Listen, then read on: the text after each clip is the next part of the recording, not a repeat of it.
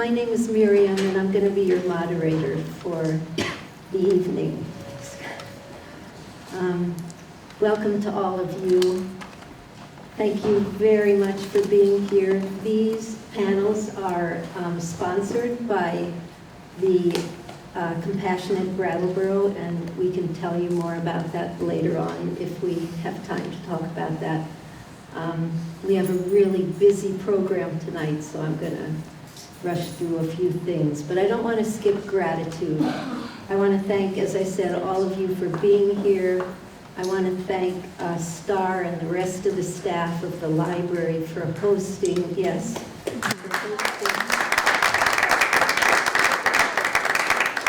You all have been wonderful helping us set up for each one of these and making sure we have room to do these important community conversations, as we've been calling them. I also especially want to thank the panel. We have a large, but it was impossible to eliminate anyone, and it could have been even larger, so I'm very thankful to all of you for being here. We're all nervous, especially me, so I'm going to make sure that I don't skip over anything I want to say tonight. I want to give you an outline of the evening. So what we're going to do is I'm going to have each person on the panel speak 7 minutes, and I have a timekeeper here. So keep your eye on him, not on me. They could go on a lot more than 7 minutes, but I think you're going to get a really wonderful flavor of what this is all about, especially in our Brattleboro community. And after they're finished, I'm going to let all of them speak, and when they're done, we'll open the floor to questions. And you can direct your question to any particular person or to the panel in general. The panel has been guided with some questions, but they're not going to specifically ask these questions, so I didn't choose to give them out to you. They're just guiding questions so that they really relate the topic of restorative justice to compassion, which is what we're working on in the Brattleboro community, in the larger community, and in a lot of other places. Not just in the US, but in the world at this time. So I was trying to get somebody else to introduce restorative justice, and at my friend Mills' suggestion, she had got me to be willing to give a brief introduction to restorative justice, and of course that'll be elaborated on by each one of these people here. I learned about this alternative, about an alternative way of implementing justice on the Navajo Nation at a little school called the Little Singer Community School, where I worked for 6 years and continue to return to at least once a year. And the story that I want to offer to you is really a piece of a story. There's a sequence here. But I want to offer just a piece of this story to illuminate what we need to recognize as the roots of restorative justice. So I'm going to ask you to come with me into, in this case it was the principal's office, but it could have been any room. And in this room, this gathering followed a note that went home with a student. I'm going to call her a 5th grader. A note that went home to a student asking her to bring in members of her family. So this is a piece of a sequence, but I'm just giving you a piece. And I was the psychological counselor and the human development educator at this school. So I was invited into that office too, along with the principal and along with the teacher, the classroom teacher. And this happened more than once, but I'm giving you one occasion. On this occasion, there were at least 10 other people in the room. So this young student was asked to bring in close members of her family. And in this room were 10 people. And it turns out that these people were clan relations. These people were grandparents. These people were aunties by clan, not necessarily by blood. Some of them were neighbors, and they were all there. And the gathering started with this student sharing what had taken place, how she felt, and how she was thinking about the event. And what took place in this room is each person, in turn, although I never knew who was orchestrating the turns or who was asking to be called on, but in turn, very gently, with no interruption, each person took accountability for whatever had happened for this young person. In other words, it could sound something like, I can see that I hadn't been paying attention enough to what you were worried about. I could see that I hadn't been home enough to know what was going on. Each person in that circle tied themselves in relationship to that person and that event. So it was a collective accountability. And when it came to consensus making, when it came to accountability for what the event had been, everybody took responsibility for how they were going to assure that things went on in a good way. I'm telling you this story because peacemaking among our First Nation peoples is all about relationship. And it's not just about relationship, family, community. It's about a network of relationships that includes everything. And so there is no one outside of the accountability. And that people would just naturally come in and naturally carry that way of knowing how to heal relationships. Because in the language that of the people that I've studied that carry these practices, there are no words for victim and offender. There's only talk of broken relationships. So rather than remove a person that we might call an offender, the point is to bring that person closer in. And so tonight, I want to thank our First Nation peoples from the bottom of my heart for giving us a root system that allows us to develop such a thing that we call restorative justice. And I'm very thankful to you all for being here, and I guess we'll just go in order. I want to introduce my panel, which I should have done before. So, in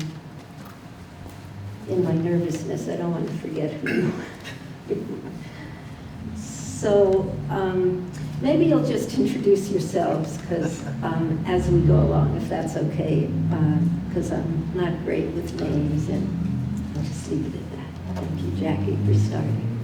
So, thank everybody for being here. My name's Jackie. Well, how about I'll use a microphone?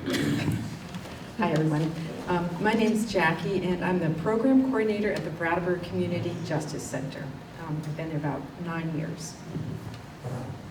I'm Susie Belleci, and I'm the director of the Greater Falls Community Justice Center, which is in northern Windham County.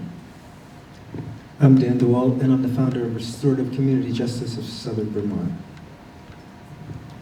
My name is Mel Motel. I'm the director of the Brattleboro Community Justice Center right next door. I'm Sally Struble. I'm the director of restorative justice programs at Youth Services around the corner in Brattleboro.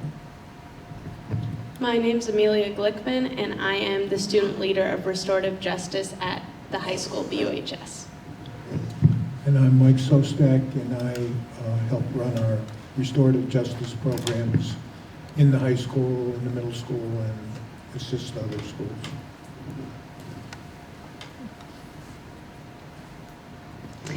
We can go in order. Sometimes it's easier that way. You know what's coming up. Okay, sounds good. So we were given some prompts, some guiding questions to use, and I got some prompts. Figured that was that would be great. So the question that drew me in was, what can the community do to make restorative justice more accepted and used in our community? When I looked at that question, I kind of thought, I thought the word community, it was a little bit almost passing the buck, because it's a vague word. It can mean other people, professionals, organizations, when really community is just each person here. It's Miriam, it's myself, it's Charlie, Grace, Sarah, it's each and every one of us, one by one. So in thinking about affecting change and making our communities more compassionate, I think the questions we ask ourselves they're important. So my thought with the first half of that sentence, I can put that one down, was to change don't fold it in half. So the first half of that, instead of what can the community do, what can I do? And the second half of that sentence, to make restorative justice more accepted and used in our community, to what can I do to be more restorative? In thinking about that, if we want others to accept and use restorative justice, my thought is, do each one of us accept and use restorative justice in our lives? It's just way too easy to educate and talk about what others should do. And I thought about that in terms of what we do for restorative justice. So if we're asking the community to be more compassionate and restorative, like I said, my thought is, if I am, if Susie is, if Sally is, if Mel is, if Mike is, then we're making our community more compassionate and restorative. So I thought what I would do, so the other thing is I'm a very practical person and I like how-tos. So I thought I would share with you the questions that we ask in restorative justice in the programs that we do, that we ask clients when they've broken the law or been in some conflict. What are the questions we ask? So the first question we ask is, what happened? And by asking that question, one would think that we're assuming we don't know what happened. But humans are very good at making assumptions.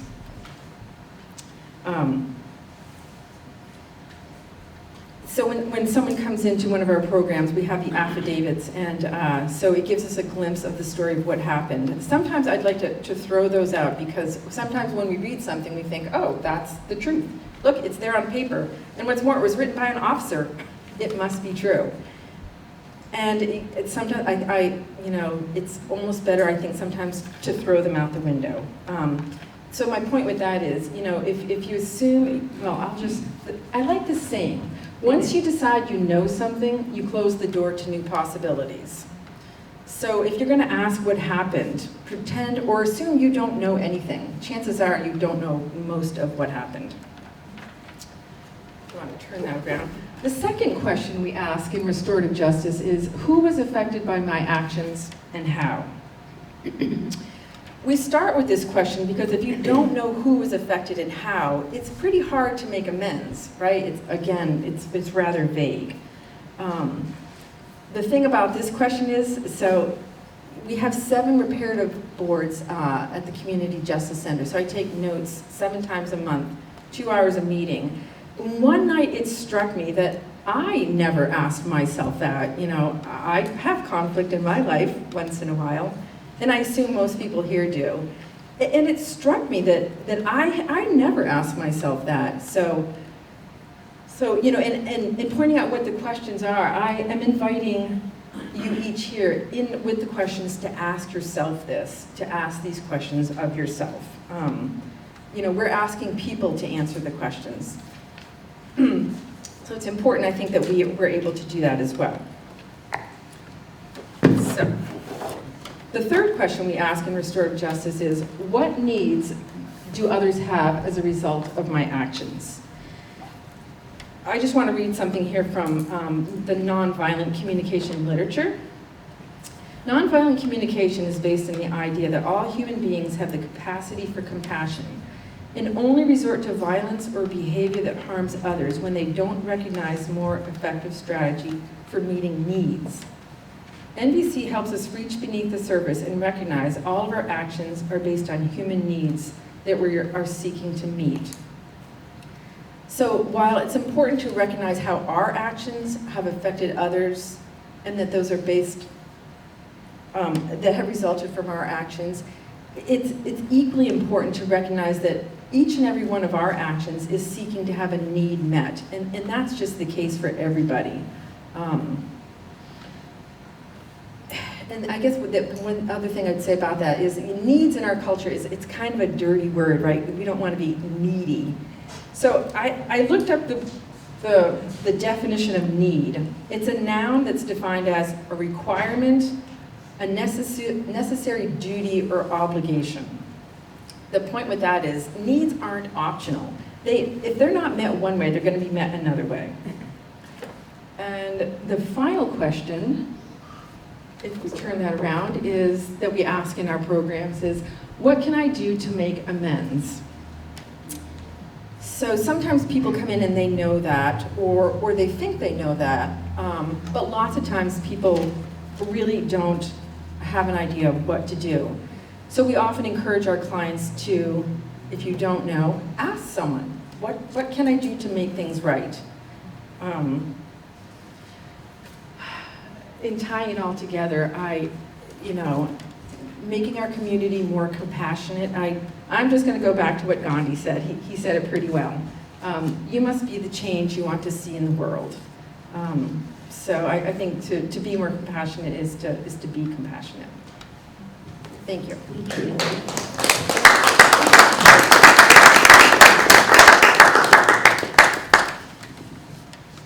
Who's the timekeeper? Yeah. I'll give you a 2 Is that for okay? 2 minutes. Thank you so much. I could go on, as my son knows. So thank you for that, Jackie. I think I'm going to build on that, actually, because I think I didn't know anything about restorative justice until I moved to a tropical island in the Pacific. It's a remote tropical island in Micronesia. Have any of you been to Micronesia? Pretty far away. It's 3 days of flying, so it's that kind of an island hopper experience. And this particular island, Ponape, is very remote. People still dress in traditional hibiscus clothing, and they still live in open-aired huts. And on the island, an off-islander killed a child, a local, and it was an accident. But they didn't have words like manslaughter or homicide or accidental, what are some other legal terms that we would use? A child died. And what had to happen was a restorative process, which I knew nothing about, but I suddenly had to become intimately involved. I had to leave work for a week, as did all the off-islanders, because we were members of his tribe.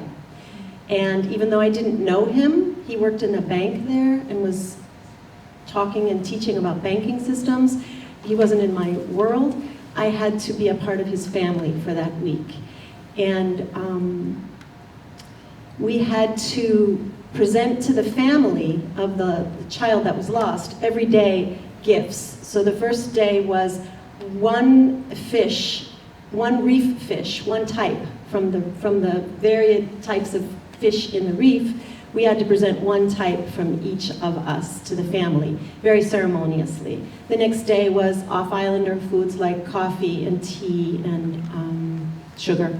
and the next day was a big pig. So each day we had to present something to the family, and we had to stay all day for this festival of forgiveness and reconciliation.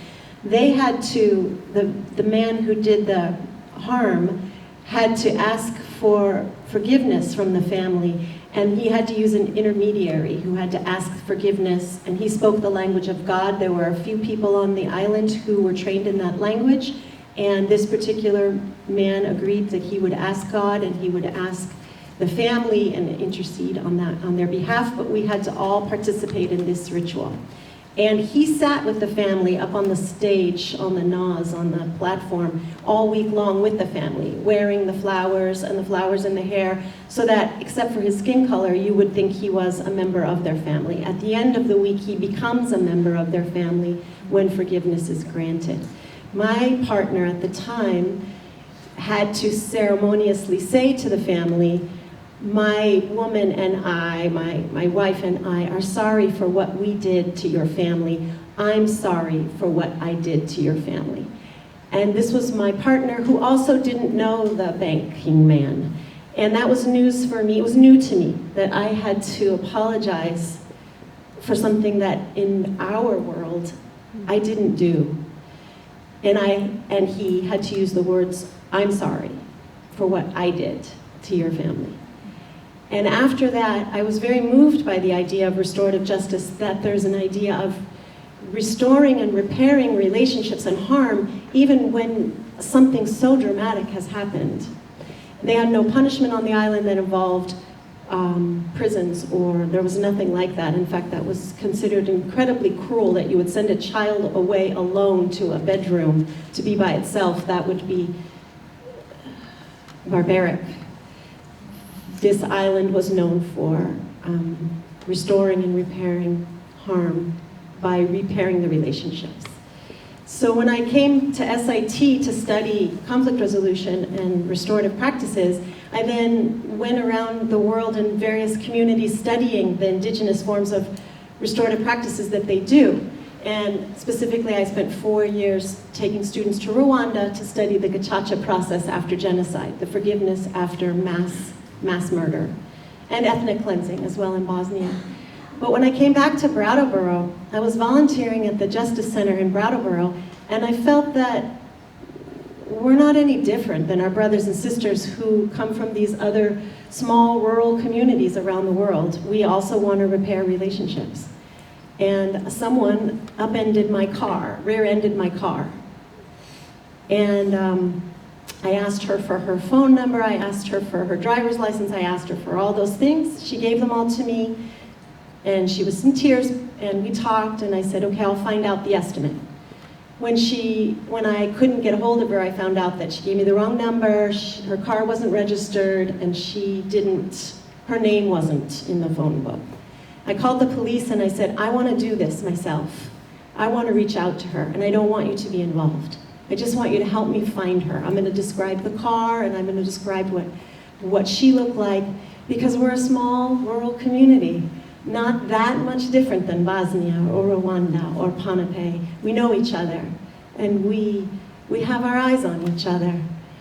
So he agreed, and he called me back, he gave me her name, and he gave me where she worked. I mean, this is Brattleboro, where your police officer is your neighbor, and he's like, all right, give it a try. So I went to where she worked, and I said, do you recognize me? And she was nervous, and I said, can you take a break? We went outside, and I said, you hit my car, and you didn't give me your real name. Just the truth, just the facts. And then I said, my family can't afford to fix that on our own. The car dealer said it's $1,000 to fix this bumper, and we don't have it. And she said, I don't either. And then I said, tell me your story. She told me her story, but it didn't end there. I said, you need to hear mine, because it's back and forth. It's how were you harmed, but it's how was I harmed? And then it's how can we repair this together? Her story was sad, as you can imagine, if you're going to tell that kind of untruth. When my husband was working at youth services and I was at home with my child, we didn't have tons of money to do that either. We worked out an arrangement. I went every week and picked up $50 from her. And after several payments of that $50, it felt like enough. It felt like justice to me. And it was enough for her in terms of her own reclaiming of her own sense of fairness and justice.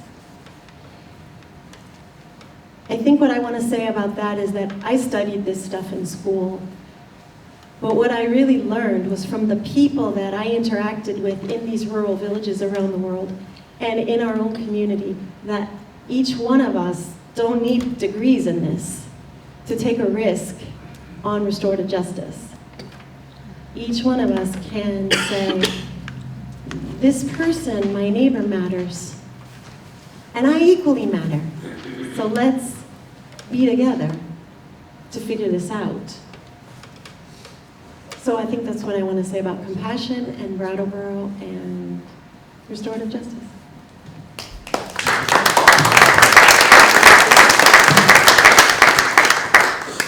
So you've heard the phrase restorative justice, you've heard the phrase restorative practices. Let me just mention, restorative practice is sort of a larger term which covers lots of different things.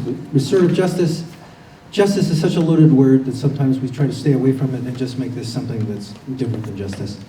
What our organization does is we try to get people to solve their conflicts before they become involved in the criminal justice system.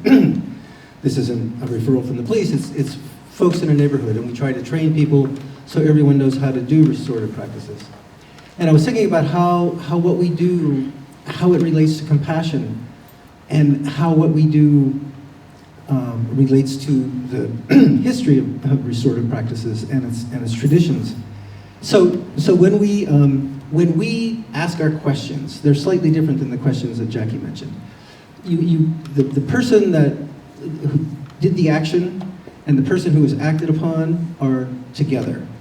And they've had a chance to ponder these questions ahead of time, but the questions that they answer, again, uninterruptedly, in the circle, with each other in present, are, again, what happened? And then, what were you thinking at the time? What were you feeling at the time? What was the hardest thing for you? Who do you think was affected by your actions? And if they have supporters there, we ask them, what do you think are the main issues? And in the process of, and people get as much time as they need, and their story is their story. We're not trying to say, is this the true story? Is that the true story? This is your story. And this is how it was for me. I was petrified, I was mad, I was lost and couldn't think about what I was. So whatever the story is for someone, that's their truth because it's their experience. And no one can tell you what your experience is, and no one knows what your experience is until you tell them that. So just the revelation of hearing what other people's experience was can be really altering. It can really change the way you see the situation. And the process itself, as you mentioned, and I think you might have also mentioned, in the native, or Miriam rather, in the ancient traditions, this is sacred. This is a sacred trust. The circle itself has an element of the sacred to it. And when you put yourself into a circle, you are putting yourself sort of into a different space of absolute trust, and you rely on the sacred. You rely on the power that's greater than you to be able to get you through this. And if you ask those questions, and the only way that you can successfully do restorative practices is if you really listen. Even if you're not in conflict, if you're just the facilitator of the conversation, you ask someone, what happened? What were you feeling? You need to really care. You need to really listen. And not only, as I was thinking about it, it's like not only do you need compassion to be able to have the empathy, to be able to really listen to someone, but if you go through this process and you just go through that series of questions in an honest way, they bring about the compassion as well. And when people in general, when you talk about people say, oh, what's this restorative practice? You say, well, you try to get people to come to restore relationships, repair harm, next thing you hear is like, oh, it sounds like kumbaya, and people somehow think that it's soft or it's not legitimate. And if you are exercising compassion, it's hard on all sides of that. Not only is it hard for someone who has been harmed to have compassion, but I think that sometimes it's equally hard for the person who has so-called done the harming to experience compassion. Because if you think so many, especially in the world of a traumatized population, so many actions that people take are actions that are not thought out, they're not logical, they're not planned. They are responses, perhaps because of embedded traumatic responses that they've had since they were little kids. And when you give someone, you say you were wrong or you shouldn't have done this, it's very easy to put up your defenses. It's not productive and it doesn't do you any good, but it's the go-to method for many people. They just put up their defenses and they say, no, fake news, or I didn't do it, or that's not the way it is.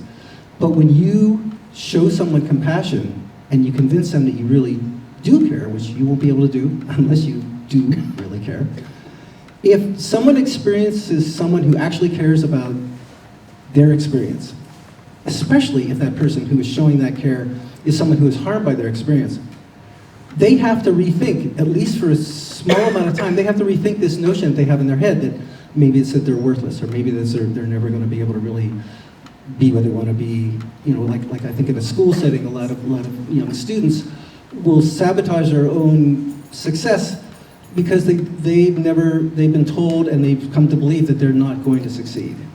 And so when you say to someone and show someone compassion and you really care about what they are, they have an opportunity and the very hard work of, if they choose to take that opportunity, to say, what does it mean to matter? What does it mean to have people actually care about me? And that is a massive risk. So it doesn't happen in one time. It takes repeated time after time after time. But compassion is actually a very deep, hard practice. And the restorative practice and the various restorative methods that we all use, which varies from organization to organization and instance to instance, are actually sort of a methodology that can help us get to that compassion. But I think it's really important also that we don't lose sight of the fact that this isn't something that was made up by this organization here, or this organization there. This is something that comes from deep in our own past and in Native people's past. And the element of the sacred is very important, and the element of compassion is really important. And the methodology that we use is just something that gives us a handle that we can hold on to it in modern day in our current situation.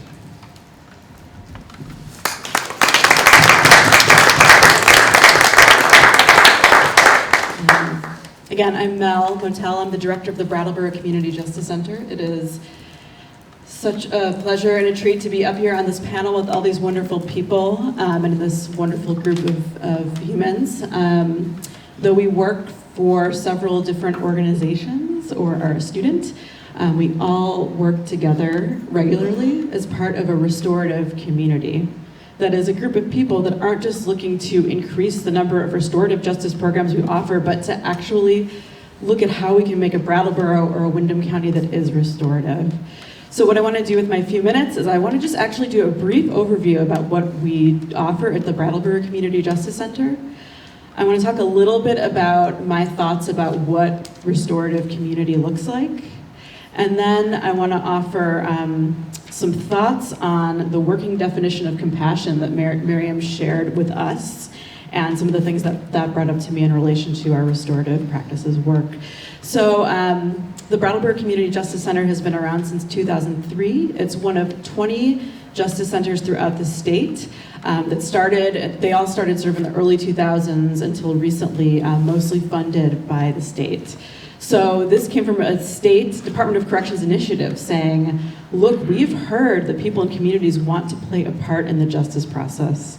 What if community volunteers actually sat down together and worked with people who were in the criminal legal system to divert them out of the court system, out of prison, or after they get out of prison to support them and hold them accountable so that they will succeed when they come out, and so that we can have safe communities throughout Vermont.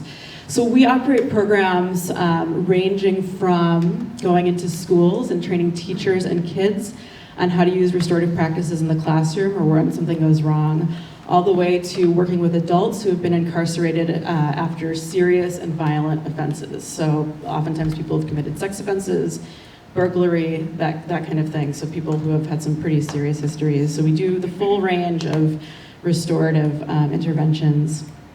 And us plus all these other folks here, we collaborate to really try to do the continuum of restorative interventions in this community.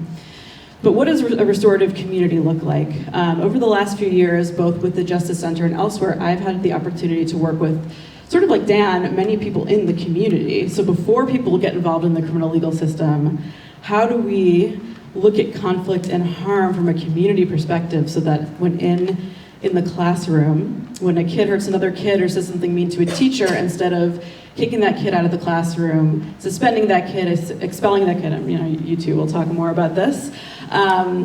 When there's a fight that happens in a neighborhood, instead of calling the police, how do we rely on community to repair harm that comes up? And when I work with groups, we often sit down and over a period of days and weeks and months come up with, what do we want our process to be in this neighborhood or in this classroom? And so often, what the groups come up with are something like this. If there's a problem, number one, talk to the person. Just talk, one-on-one. Tell them what's happening. Tell them how you feel. Tell them what you experienced, what you need, what you want to see happen. And if you don't feel comfortable doing that, or if it's not safe, literally, then ask a friend. Who else in this community is going to help you have that conversation or is going to be the conduit? So we start as close as possible. And if that's not going to work, let's bring in a facilitator to have a circle or to have a mediation. And if that doesn't work and we try it again and again and someone's not taking responsibility and they keep hurting you, then we call on the authority. But to me, a restorative community starts where when there's a problem, we talk to each other. We talk to our neighbor. If we see something funny going on outside, as we did recently, we go outside and we check what's going on. Why is there a kid in my yard instead of calling 911? We just did this recently with some neighbors and we had a great opportunity to build community. So sort of like what Susie was saying, it's like approaching that person at work and saying, maybe not a writer, you hurt me and let's talk about it. And we're not waiting until the criminal legal system gets involved. It's also, when we say practices, it's about how we talk to each other. It's about how we think about each other, and that hurt people hurt people. I think this is one of the biggest touchstones for me in restorative practices. When a kid goes into the classroom and cusses his teacher out, it's probably not because the kid woke up that morning and said, I'd really like to go into that classroom and cuss my teacher out. Something is going on for that child, and what are the needs? What is the trauma? And looking at situations that way, and instead of assuming people are doing things on purpose to hurt each other. And it doesn't mean there's no impact, there is. But we have to look at the cause. So it's about having that mindset in our community. So lastly, oh my gosh, 2 minutes. I wanted to comment on this working definition of compassion, because I'm very interested in it. What is compassion? I don't know where I got it. Well, a working definition of compassion is deep awareness of the suffering of another, coupled with the wish to relieve it. And a couple things came up for me when I read this. One is a pitfall. And I see it a lot when we do our restorative practices work in our Justice Center, and I see it out in the community when people see other people suffering. When we see suffering and we feel it and we are with people, what happens when there's that urge to relieve it? So often I see people wanting to fix it. That is a problem, you have a problem, and oh my God, I feel so uncomfortable with that, I have to do something about it. And that is a moment where I encourage myself, me too, right, and all of us, to just notice what's going on for us in that moment. What's that link between feeling the suffering with someone versus feeling we have to fix it and relieve it and being really careful about what that means? And not trying to fix people and make people change. And I want to say one more thing, which is that when we think about relieving suffering, can we also take the focus off of just the individual? So Sally's having a hard time. Sally cannot find housing, and I deeply want to call up Windsor Housing Trust and get Sally an apartment, but we also have to think about, why are people housing insecure? The crimes that people are doing are because of structural inequality. Their misogyny guides so much of the harm that we see at the Justice Center. Poverty, addiction, and substance use from trauma and from oppression guide the harm that happens. So if we are to be compassionate, it's not just about individuals, it's about creating compassionate systems where people have their needs met. And I'm going to close with a quote, if I have 20 seconds. This is from Bayard Rustin, who is a queer organizer from back in the day. And I love this quote, it's up in our house. "Loving your enemy is manifest in putting your arms not around the man, but around the entire social situation, to take power from those who misuse it, at which point they can become human too." So restorative practices is about the whole social situation around a person, and it is about humanizing people, the people with power and the people without power, because when we come together in circle, I'm not going to say it erases all that oppression that's happening outside of the circle, but in that circle, we can try to be human with each other. And I have seen it. I think we have all seen the power of bringing people together that way, and it's transformative. So I will turn it over to Sally. Thank you.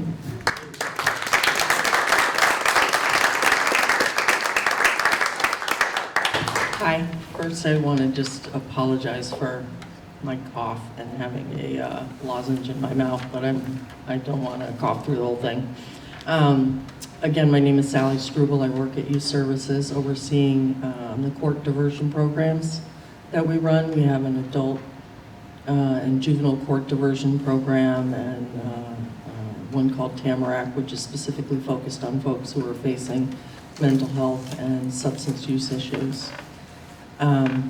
My personal background is as a prosecutor for the state of New Hampshire, and I did that for many years and came to the conclusion that I'd love to see more peace in the world. It didn't feel like a peaceful place being a prosecutor, so I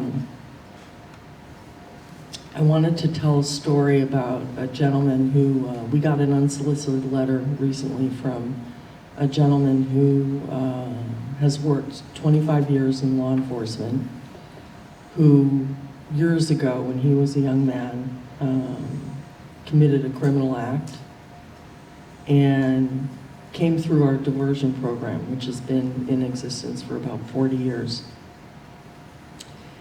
And he came in and he was seen and heard.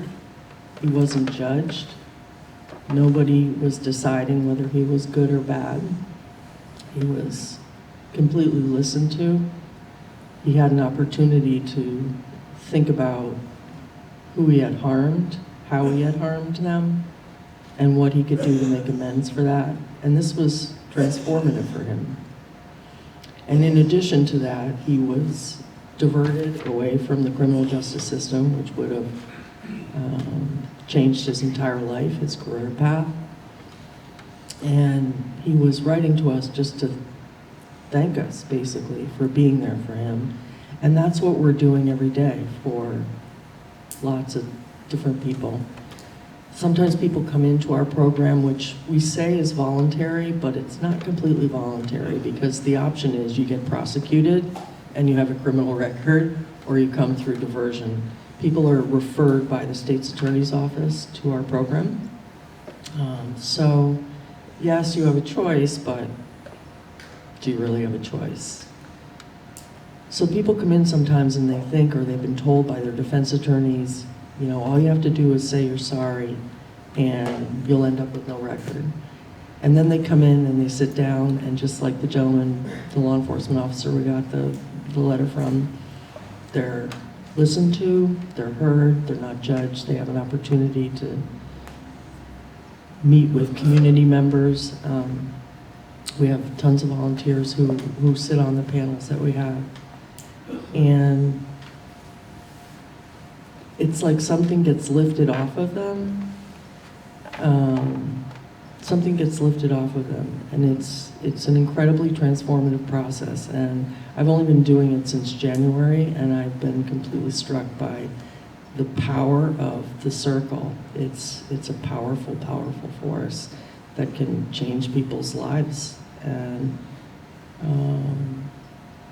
yeah, that's all I want to say.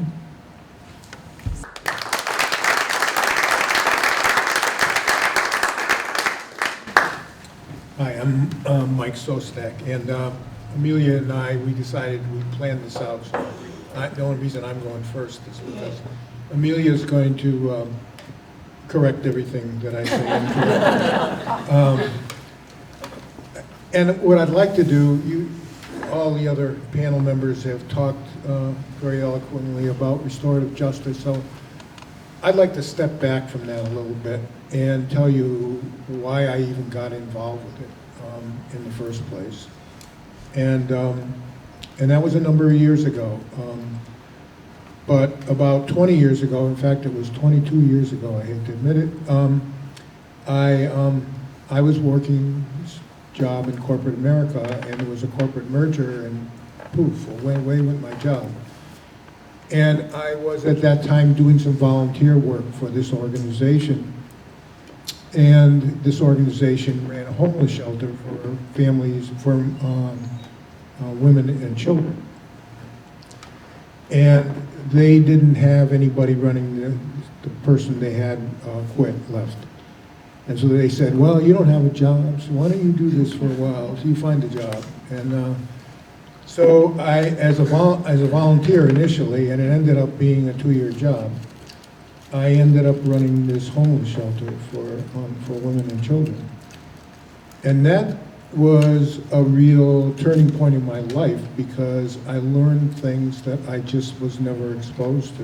And what I became exposed to was the biases in our systems.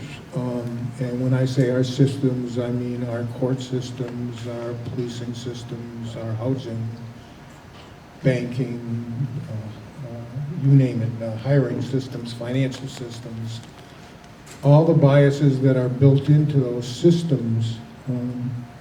And when I say biases, what am I talking about? I'm talking about racial biases and income biases, gender biases, ability biases, and any other marginalized kind of group member that you can think of. And at first it was uncomfortable, but I began to realize how I was a part of all those systems, how I personally was contributing to perpetuating those biases.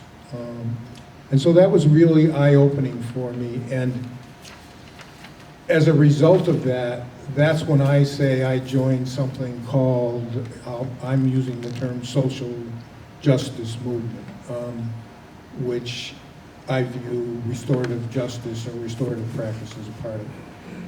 So I view restorative justice as really, and in a broader sense, I like to think of it as in terms of restorative living, as a way to help offset the damages caused by these systemic biases. The ultimate way to achieve equity and achieve social justice is really to correct these systemic biases.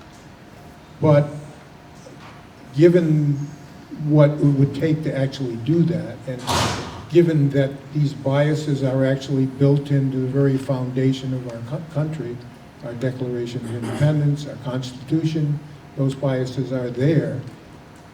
Changing that is a very long-term and somewhat overwhelming, and it is overwhelming process.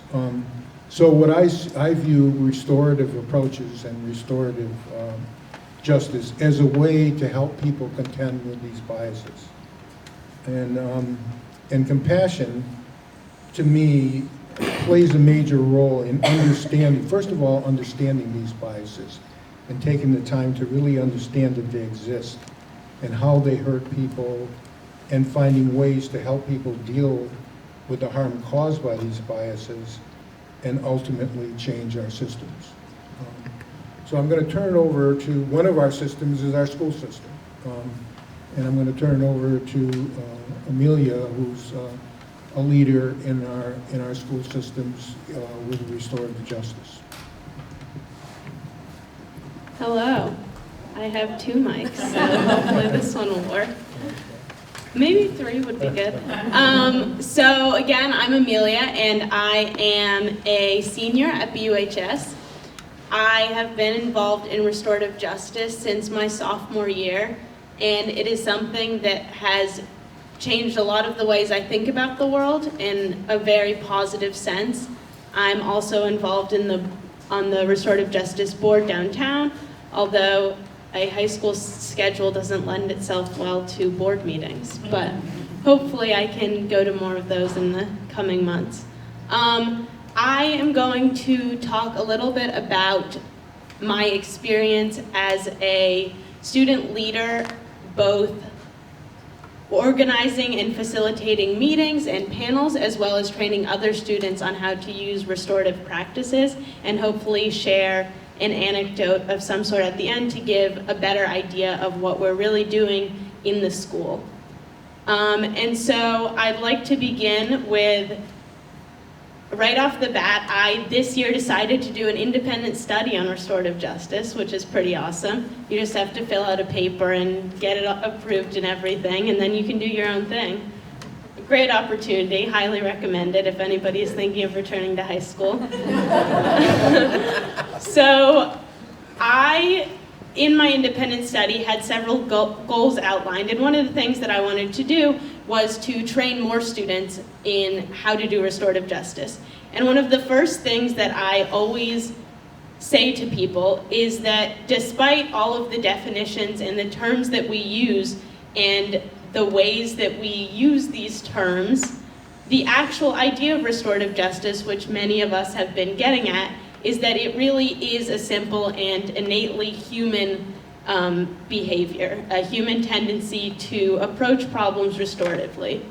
If you think back to even kindergarten, and before then, a teacher or a parent may very well say to 2 young people in a conflict of some sort to apologize to one another. And at that age, if somebody steals your sandwich and you apologize and you actually mean it, then that's perfect. You did something restorative, the damage was repaired.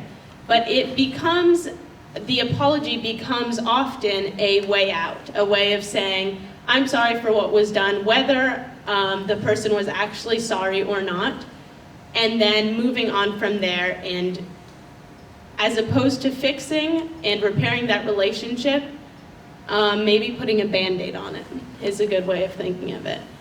And so, in the actual circles, in the way I train other students to run restorative justice circles and the way that we run them, we go through a lot of the similar things that have been said in terms of what damage was done, how can you repair the harm that was done, how did you feel, how did you make somebody else feel. It's not looking to accuse anybody, and it's not looking to put a label on the victim or offender. That's something that we really stress. And it's also, there's a few things that at a high school make this really important, and that is when we're talking about the word compassion, usually a high school isn't the place you think of when you hear the word compassion. And I can understand why. I think many of us would not immediately think of that environment as a place full of compassion. That by no means is saying that there are not many compassionate people that you're surrounded by, but it's a time in your life where you're growing and changing, and therefore people are figuring out how to have relationships and repair those relationships or possibly damage them. And so compassion in restorative justice at the high school looks like sitting down in a circle with other students and having a conversation about something that happened. The nice thing about our high school, which I think is very valuable, is there is a very wide variety of students coming from different backgrounds, different types of people, different places in lives. A lot of trauma has been experienced by many of these students, And to be able to sit in a circle with people who you don't know their background, you don't know what happened, you go in without that preconceived bias and have a conversation allows for everybody in that circle to feel heard and therefore move forward with that. It has been my experience that having adults in the circle at all is often very harmful because, and this is nothing against adults, I'm a little outnumbered here. I'm actually 18 now though, so I guess I can't say that. But because it's often, even without realizing it, there's a power dynamic between an adult and a student, whether it's a teacher or an administrator, and that lends itself to not feeling equally heard. Voices in the circle aren't feeling equally heard. And so compassion, as I view it in the lens of restorative justice at the high school, is giving everybody, no matter who they are or where they're from, an opportunity for their voice to be heard. And if I have a little time, I'll share a quick story. This was something, and I've been with Mr. Szostak, fourth block in his room, many days this year, and there's not 5 minutes that goes by where a student doesn't come in just to hang out, say hi, whatever it may be. But I have one moment that I remember that was, I believe, last year, where we went to try to help a single student resolve the conflict. They were a BAM student, and the student refused to come to the room. So we went there instead. And this student, my first impression, he had his hood up, he was his back was turned to us, and he was very reserved. Not used to talking to adults, not wanting to interact with us, would not come down to the room. But I don't remember exactly what came out of that meeting, but I remember one specific moment, and this kid had drawn, I believe he'd drawn a swastika, he'd said something offensive, and it was something that he just heard, and he really didn't know the full meaning behind it. But that wasn't, what I got out of that was that this kid had a mood ring on his finger. And when I was younger, I absolutely loved these because it's a ring that changes color, which is pretty cool. And it's actually because of heat, but if you can imagine that it's a mood ring and it changes based on your mood, then it's something that I thought was very powerful, and I asked him about it. We stopped talking about what he'd done and how he could repair it because it was something that he was very closed off to. He knew that he was here because somebody had told him he was in trouble. And that's not why we wanted to have the conversation with him. So I asked him about the mood ring, and he started explaining what it meant, and when it was red, he was angry, and that kind of thing. And that connection right there, I don't even know what happened at the end of the meeting. Who knows what he got out of it, but I got out of it a connection with somebody who I never thought I would have connected with just because he had that mood ring on. And it was something that had a deep impact on me, and I think is something that we can really learn from accepting people's differences in compassion and restorative justice. Thank you.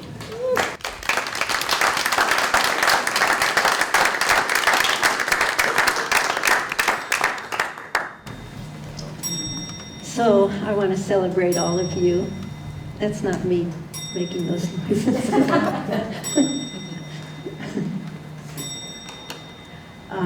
Thank you again. I just have to really. And thank you for keeping to the time because it gives us a wonderful possibility of asking some good questions. I want to add a couple pieces before we do that. There's so much to be said about restorative justice, and I have a real soft spot for what's going on here, what all of you do. And I don't know how many of you know that most of what happens behind the scenes is done by volunteers. That these people have hardly any staff, and yet they're running such a big show. And they have to coordinate, especially you, Jackie, and others that I'm less familiar with, coordinate volunteers.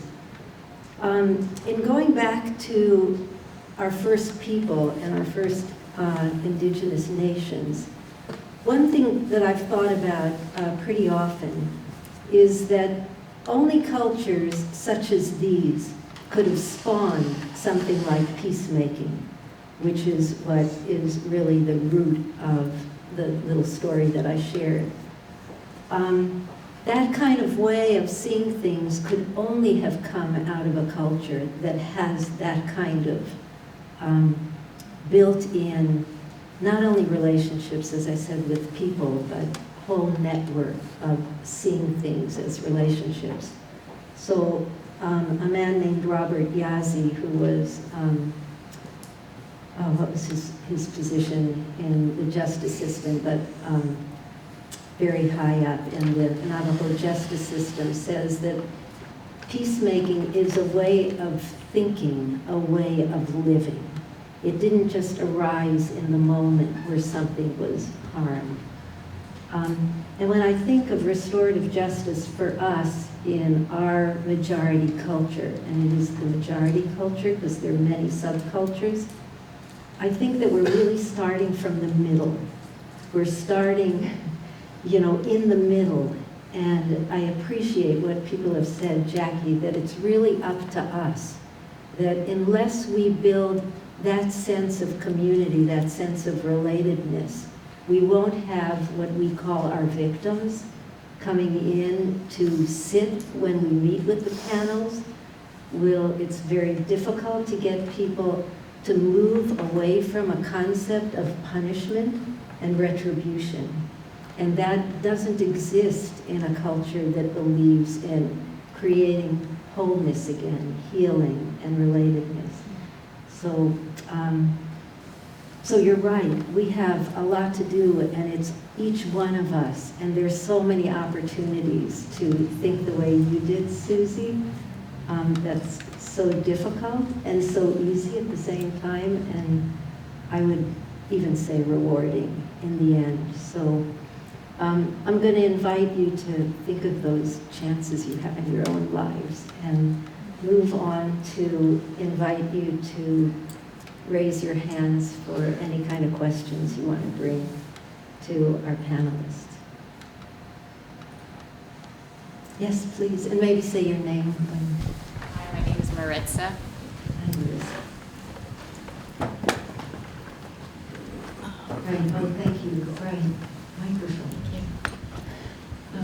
I came in late, so I didn't hear most of your initial talk, but the panel was fascinating and very inspiring.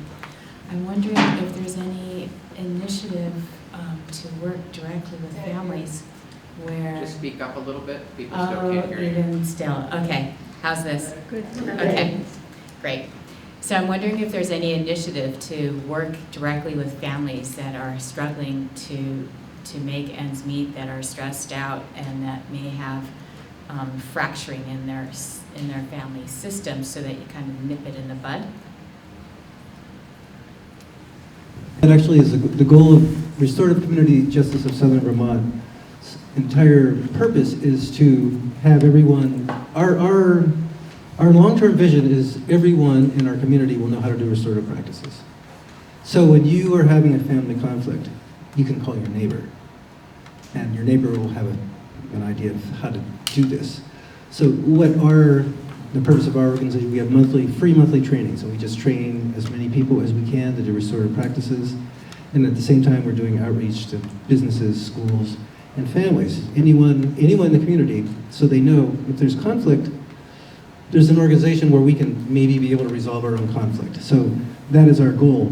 We're, of all these organizations, we're the youngest. We're not funded by the state, so we're in a different position.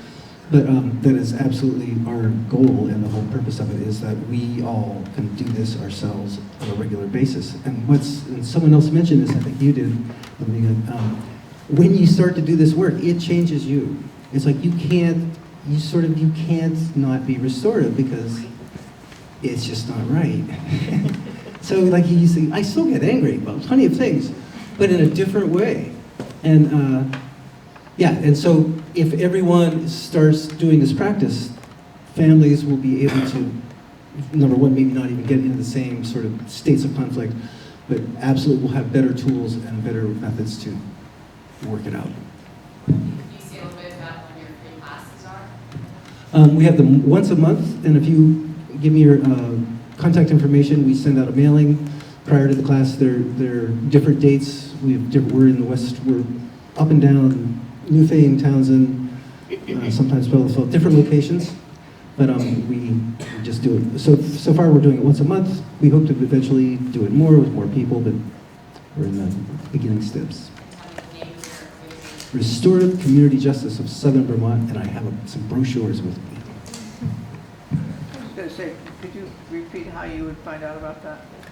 If you just give us your contact information, like I'm tonight, like an email address or a phone number, then we would contact you when we have our next training, and when we have any trainings, which are once a month. I'm happy to bring the microphone to anybody who has a question, but if there isn't, I can interject with one. I'm a person who is very, very interested in being persuaded in the restorative justice practice.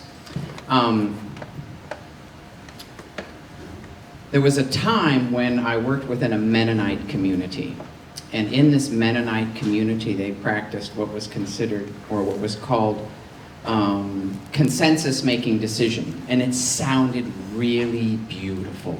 It sounded lovely. It sounded kumbaya, ethereal and idealistic.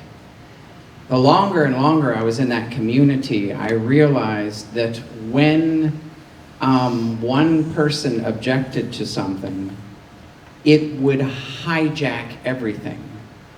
And the majority, any decision could be held up because of one person who didn't agree.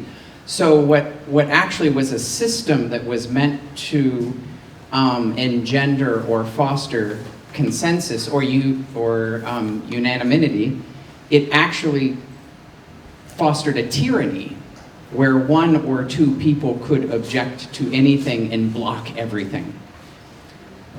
That lesson was very instructive to me in the sense that I always want to know the sort of dark side of any sort of idealistic solution. Not because I want to be unpersuaded, but I'm actually more persuaded when I hear about the real difficulties, or when it doesn't work, or when it's not realistic.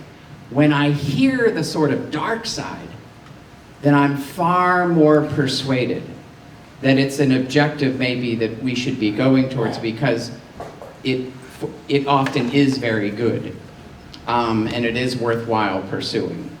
So perhaps, I don't know if any of you can tell me an example when restorative justice does not work, or it actually achieves the opposite of that which you want to, not because I want to be unpersuaded, but because I really want to be persuaded.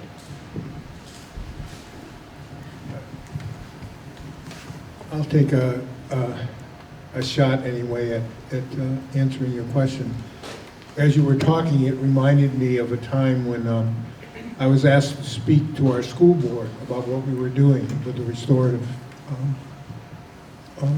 work. And one of the school board members said to me, "So how often do kids reoffend after they've gone through your process?" And it was a fair question. And I said, "Fairly often." And she said to me, "Well, doesn't that mean your program has failed? It's not working?" And my response to that was,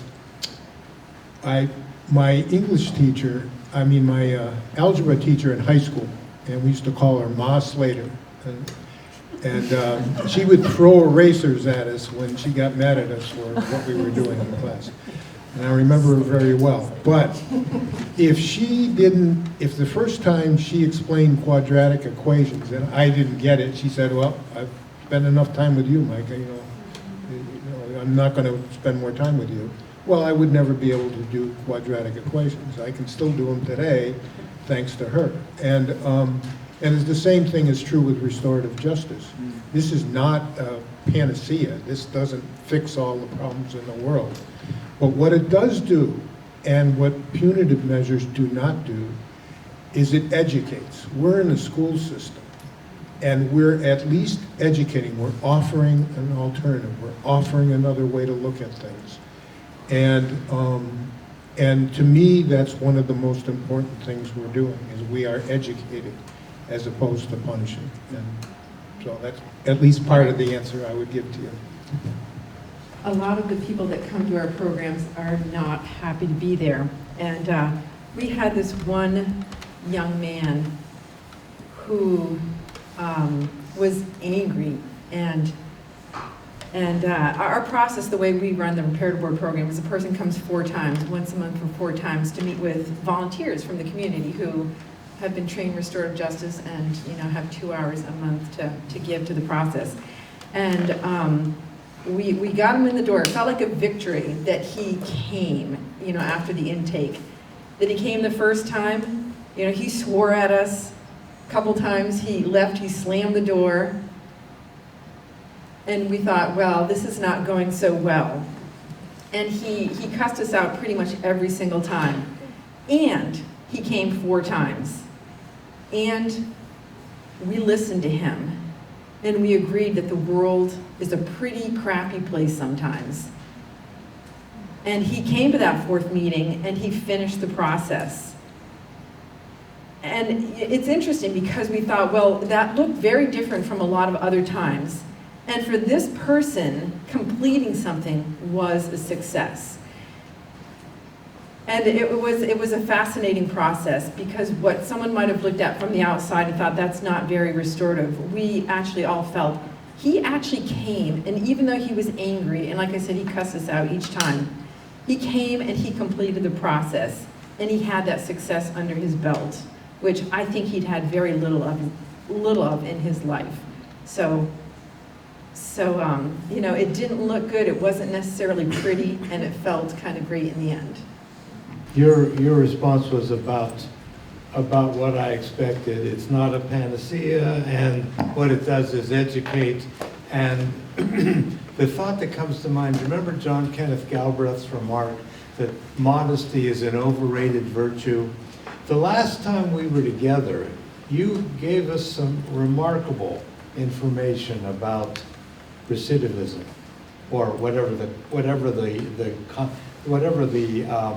appropriate word is within the education system. And I've heard some of the same about released inmates who have gone through COSA programs. I'd like to hear some of that. I think we all would. I'll start, Bill. So, have any of you seen a Vermont documentary, Bess O'Brien, called Coming Home? Yeah, quite a few of you. Great. So Vermont leads the nation in something called Circles of Support and Accountability. We took this from the Mennonites up in Canada, who took it from the indigenous peoples, the First Nation peoples of Canada. This idea that no one is disposable and no more victims. They have to go together. So what does that mean when you have a sex offender? No one is disposable and no more victims. For something that feels quite scary to most of us. Because sex offenders, on the continuum of a 17-year-old and a 15-year-old consensually sleeping together, and one of them goes to jail for that, to someone whose attraction is to children and who, in ways that terrify us, pursue children in manipulative ways, on that continuum, they will get out of jail. And they are our brothers, they are our sisters. So how do we do this no one is disposable and no more victims? They came up with this model, COSA, sitting in a circle, and the model that we've adopted from the Mennonites, who then brought it to justice centers there, who then we took it from them, Vermonters. Once a week for an hour, for a year. It's a really cheap model, because it's all volunteers. Once a week, for a year, for an hour. I'm going to sit with my brother or sister who's come out of jail for serious offenses, like Mel said. Sex offense is one of them, but also in our office we've had somebody who took another person's life. So murder as well as robbing and other kinds of harm. And I'm going to sit with you, with these volunteers, the community members. It's a plumber, it's a teacher, it's a farmer, it's a lawyer, all different walks of life. We got lots of retired folks. And they sit and they see you as a human being. And they see you as not just the worst mistake you ever made in your life over and over and over and over again. Just that human connection, and I think that Dan said it about the sacredness of that circle. Something happens when every single week someone looks you in the eyes and sees you as a human being and swats away your bullshit and almost embraces you with support and understanding, with the, oh my God, that could have been me who did that if I had been raised in your circumstances. That combination of hand-holding and butt-kicking, sitting in that circle week after week, rehumanizing, and I've seen it with my own eyes in our office, people who have been dehumanized, especially after they've gone to jail or prison. And then get to be seen as human beings again, all over again in this circle. We see the return rates to prison, called recidivism, go down. The number is remarkable because recidivism rates are so high. Once you've been in prison, you're going to go back for a whole bunch of reasons. But our recidivism rates mean that we've lowered it by 30% for doing something free. It costs $50,000 a year to put an inmate in prison in Vermont. So if they're going to go away for 7 years, what's 7 times $50,000? $350,000 that we pay for every year. For women to go to prison in Vermont, it's $80,000 a year. Or we can sit with them in our community, restore their humanity, remind them that they've made mistakes that are hurtful, and also support them to not do it again by saying, I'm with you, I'm walking with you, I'm going to have a cup of coffee with you, call me at 9 o'clock at night. Let me take you to your Social Security appointment because it's so intimidating to be treated like a number and it reminds you of prison. I'll go with you.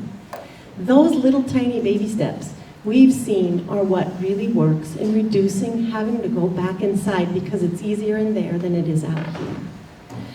It works. The film is called Coming Home. It's going to be on PBS if any of you have regular TV, cable TV.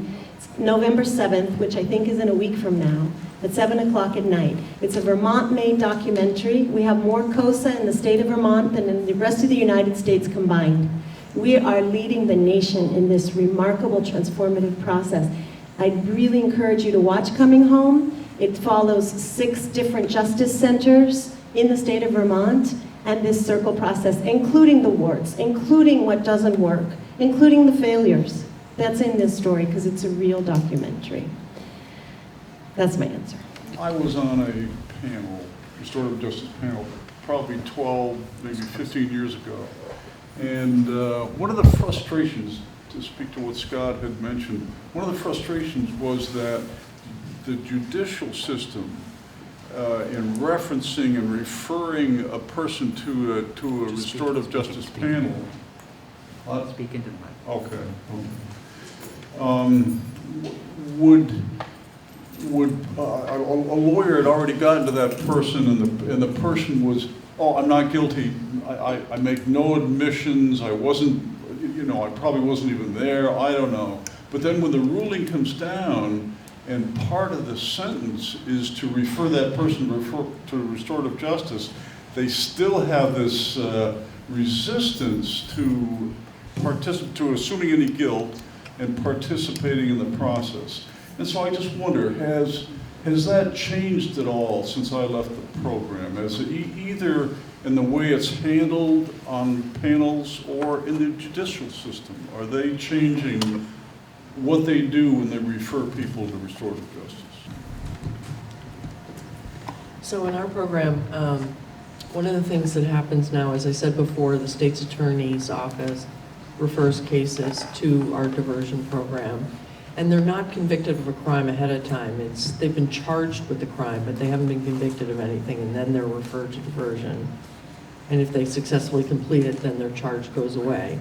So one of the things that the state's attorney does is, for each case that's referred, she signs a document that basically guarantees that no information that the person gives in the restorative justice process or the panel process will be used against them in court if they don't complete the program and their case gets sent back for prosecution. So I think that helps a little bit with what you're saying.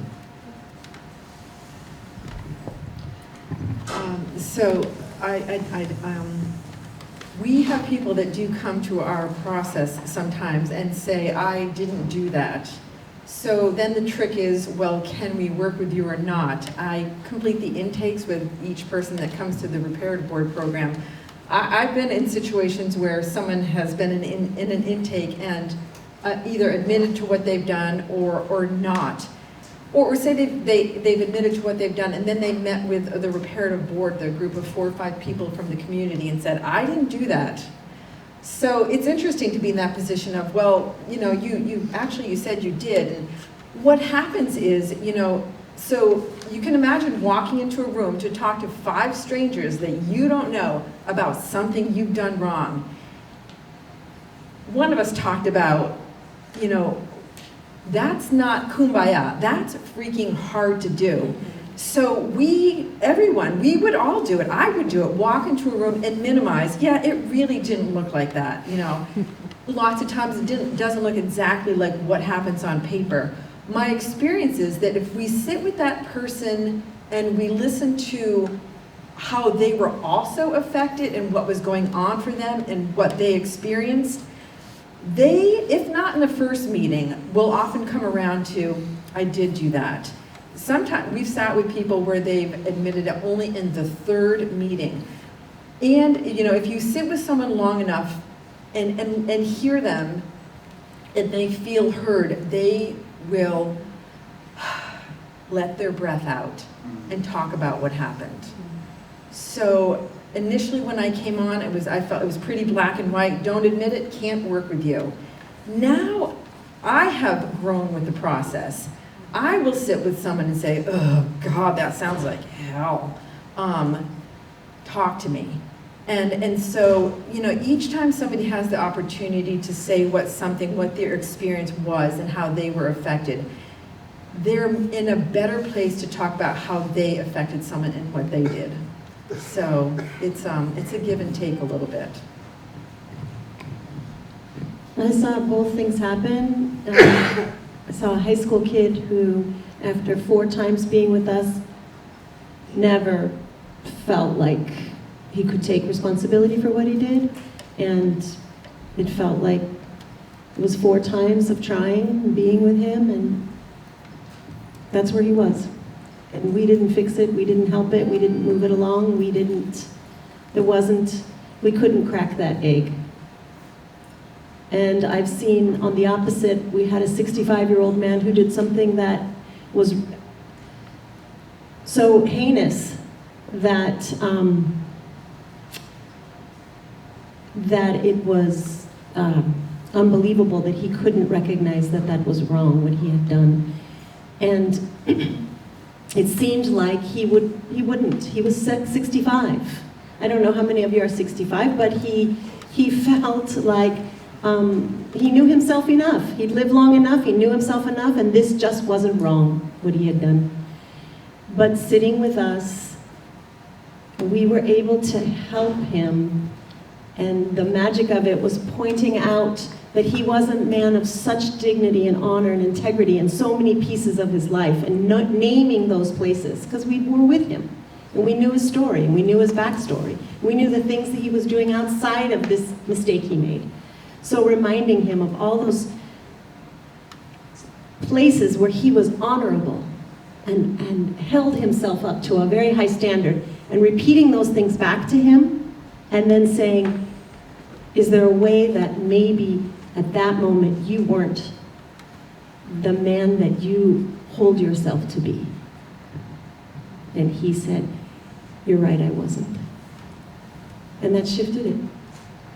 And I've seen that happen a couple of times where I think, this isn't going anywhere. And something in that circle, and Amelia talked about a moment with a mood ring, and I think she was using that also as a larger symbolic story. There's some moment that maybe you've seen also repeatedly in your own lives where you just think it's not going to work and nothing's going to shift this. And then something just does. That's my situation. I've seen it both. I think you probably have too. And I'd just like to add, I was in a circle once. It was came out of, I believe it was a youth service panel, and there was a circle with a police organization and a person who had offended.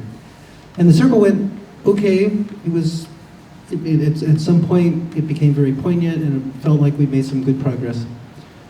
And maybe a month, 6 weeks later, I got a call from the law enforcement officer. I said, just want to let you know, this person is reoffended. But then he said, but you know what? Anytime you have someone that you want to do a circle with, I'm game to do it again. So he saw the value of that process, even though ultimately, I mean, the process was sort of successful that day, but like Mike was saying, this is not a guarantee that someone's not going to do it again. That law enforcement officer who had never experienced a circle ever before recognized just in that one event that was only a partially successful, or you could say a partially failed event, recognized the value of that and was willing to stick with it and make it something that he would embrace as a part of how he did his job. Well, it just... It's on.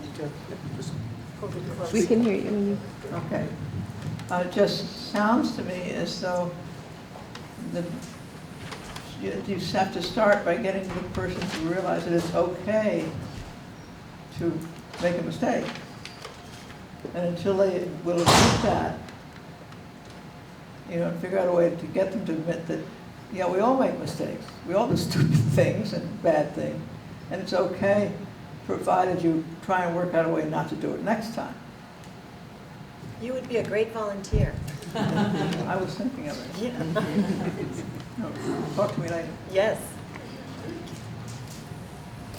Yeah, I think that's a really good point. And just to talk about the school system a little bit and answer a few questions, yours in the back there too. Sometimes we get involved with incidents that occur, let's say a fight, that's going to end up potentially into the court system. And so we're still going through a restorative process in the high school because the kids are in the high school. And I just would give much credit to our court system and Tracy Shriver and how she runs things, because I have never, ever, and the judges that we have here, when we go through a restorative process in the high school, and then the kid might subsequently be involved in some kind of court proceeding, I have never been, no judge has ever said, you have to tell us what happened in that proceeding. It does stay confidential. I have been asked to give a summary at a high level, but no details. And the other thing I'd say in response to some questions is, this is statistically true in Vermont, is that if a kid is suspended from school just once, he's twice as likely to drop out of school. And then there's other statistics that will say anybody who drops out of school is very likely the pipeline to prison kind of thing, much more likely to get into our prison system.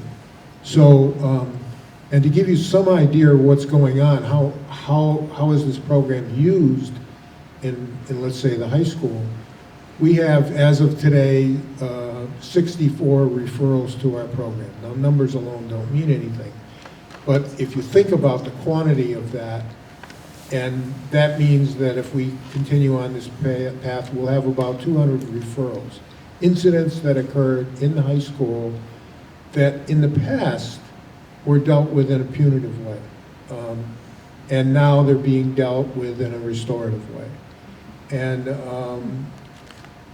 that in and of itself, I think, is again a response to, is the program perfect? Does it do everything? No, it doesn't.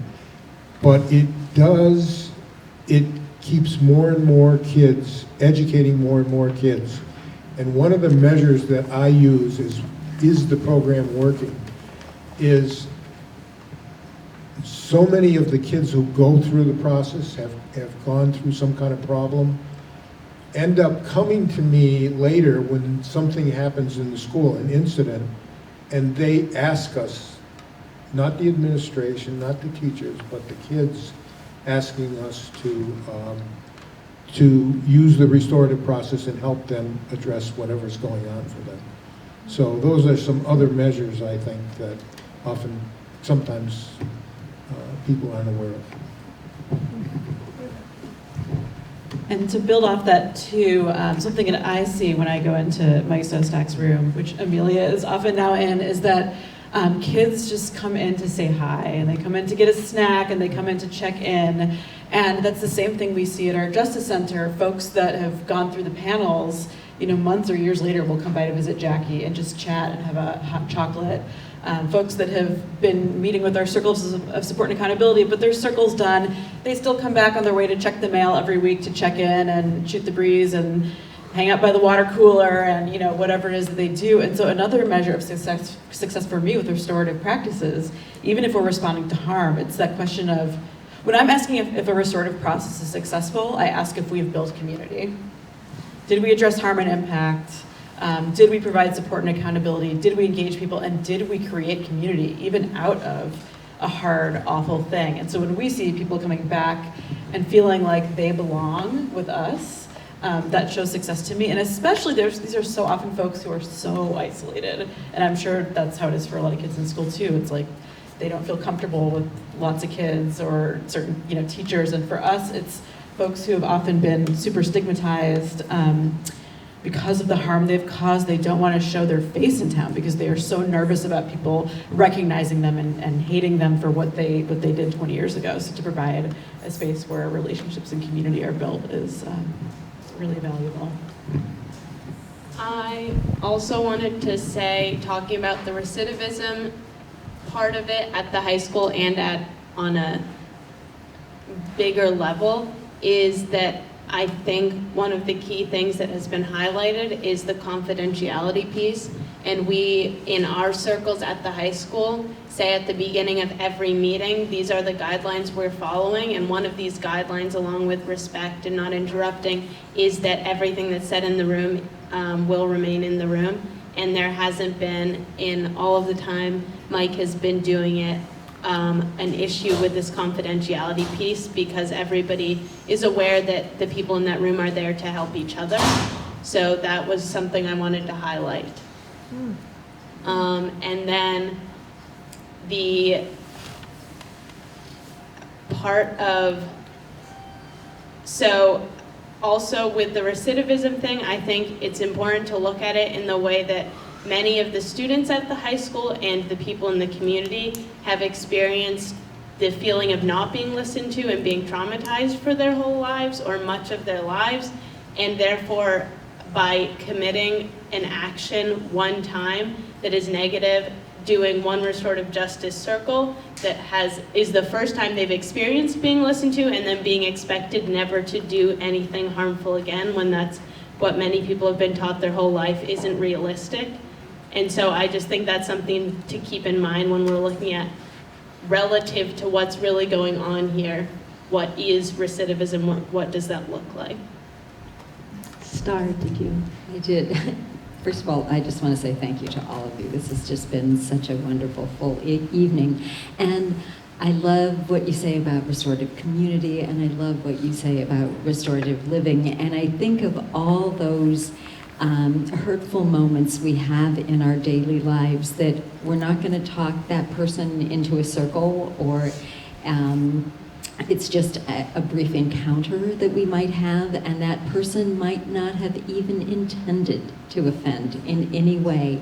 But do you have any words of wisdom about a way to approach that doesn't cause things to flare up and get worse, but just to address something in a compassionate way that will make both parties maybe feel a little more restored? One way is when you're in conflict with someone, if you just speak about you, I can tell you what I experienced. You may have been aware of this, you may not have been aware of this, but I'm just going to let you know how I experienced this. At no point in the conversation would I want to say you are, you think, you were. It's like, this is what I felt. And the person can say, wow, I was feeling nervous at the same time. Or they might feel, oh, I was grumpy. Or they might not say anything. But what they won't do is take offense, because you're just telling about yourself, and you're the person that can tell that story. And I think that's a really powerful truth to hold on to, and it's a fairly safe way to approach people, because you're not pushing them. You're just expressing something. And they can take it or not, but it's not going to instigate that pushback. Now, and it's not just with kids, it's adults too. People aren't used to talking to each other. It's now texting. And again, it's not just kids. It's adults too. And I can't tell you how many kids that I deal with, the primary contact they have with their parent is via texting. That's how they communicate. And so that's another aspect of this, I think, that should. Sometimes people will say to me, well, did that circle really do any good? Did it really help anybody? And my way of looking at it, if nothing else, you had a group of people sitting face to face, talking things through. And that's a skill that is really being lost. It is being lost in our generation now, in the generation now. So that skill, and I think it's quite a real important value of the restorative work. So this will be our last question. I have the good fortune of working with Dan with Community Restorative Justice in Southern Vermont. What I love about this work is that in the circle, there's no hierarchy. Everyone is on an equal plane, and the facilitators are not looked to for the answers. And it's really important that the facilitator not provide the answers or figure out the answers or who's right and wrong and all that kind of thing. So that the solutions come from the relationships as they develop in the circle. And what, someone from the outside might look at that and say they succeeded or they failed or they didn't find a good solution. It's none of their business. It's the business of the people who are interacting and engaging with each other. If they feel satisfied with whatever steps they take or decide to take moving forward, or talk about how the harm was repaired, that's between them. And that's part of that sacred circle. It's between the people who are engaged and involved in the issue. And the other thing I want to say is when we talk about healing and we talk about, when people re-engage in behaviors that are harmful, well, when we have an illness and we think we are healed, we take medicine or we have some kind of healing process. Sometimes a year later or 6 months later, that illness returns, and that's not a failure. That doesn't mean that there was no healing, and we accept that happens sometimes. We need another step in our healing or some other process in our healing. And if we can look at re-offending, I don't even like that term, but revisiting behaviors, it's just an opportunity for another step in that healing process. And as we grow, you know, as all of us grow in our development, it's because of those opportunities that we had to revisit who am I, how am I interacting in my community, in my life, with myself, and so on. So the healing process is not a, you know, one success kind of a story. And I think it's important to keep that in mind. One quick thing. Does anybody in this room think they're perfect? Yeah, that's a good question. You know, as I've been listening to this, I thought of a story that comes out of the Vietnam marches. There was, when some of the march, I was living in DC, but when some of the marches subsided, there's a story that goes that there was one man that sat at the White House alone every night with a candle. This is a true story. And one night the police at the White House asked him, do you really think that by sitting there with the candle, you're going to change the world? And he said, I'm sitting here so the world doesn't change me. And I thought that when I listened to Jack, so Jack and I were volunteers together, and I continue to be a volunteer, so it's about 13 years now. And I think that one of the reasons I do it is because when I read those police reports, I think, who are these people anyway? And can I really talk to this person?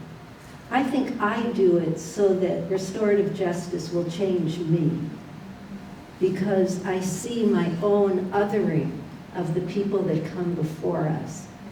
And it teaches me when I see that police report and then I meet the people. We are on a horizontal level with one another. None of us are perfect. And so I'll keep doing it until I don't feel like I have anything to change, and that'll be never.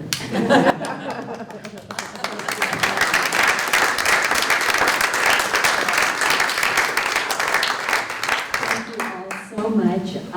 I did just want to say I will order the DVD of Coming Home, so we will have that. So if you don't have a TV, and also please come back next week for our Vermont Humanities First Wednesdays lecture, which is going to be a presentation by Kate O'Neill, who is going to talk about her sister Maddie, who died from an opioid overdose. And this is going to be a really powerful and wonderful program. And she's also going to offer her ideas for ways that we can all get through this. So please do come back for that.